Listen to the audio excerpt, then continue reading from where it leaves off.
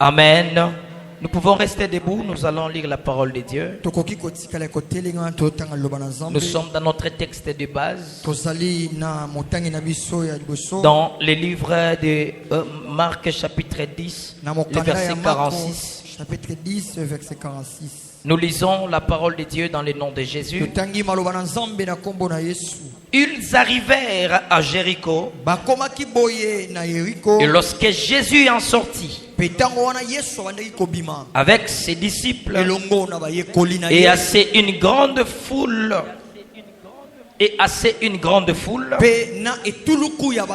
le fils de Timée Bartimée,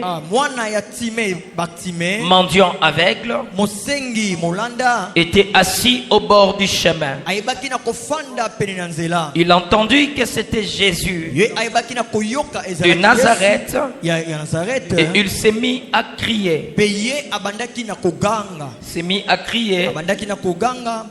Jésus de Nazareth, fils de David, Jésus, aie pitié de moi. Plusieurs le reprenaient pour le faire taire, mais il criait beaucoup plus fort: Fils de David, aie pitié de moi. Acclamons pour la parole de Dieu. Merci, nous pouvons nous asseoir. Je disais, acclamons pour la parole de Dieu. Que Dieu vous bénisse et que le Seigneur vous soit favorable pour cet accès qu'il vient de nous faire, d'être devant sa présence. Nous sommes dans une campagne de prière. Voilà pourquoi notre thème, nous l'appelons la prière de Bartimée. En lisant la vie de Bartimée, en voyant ce qu'il était, partant d'abord de son nom, et j'ai compris pourquoi Bartimée voulait en finir avec sa situation. Lorsque Bartimée a entendu Jésus passer, il a profité de cette occasion pour en finir avec sa situation. Bien-aimé, à chaque fois que Dieu te donne la possibilité d'être dans sa présence, tu dois saisir l'opportunité pour parler à Dieu ton problème. Qui sait si c'est ce soir, c'est ton jour? Qui sait si ce soir c'est le jour de ton exaucement? Je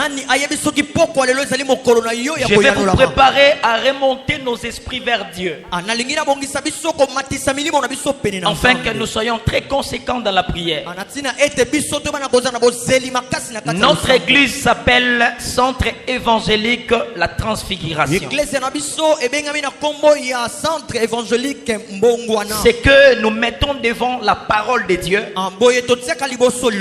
et deuxièmement nous avons la prière, et nous marchons qu'avec ces deux choses.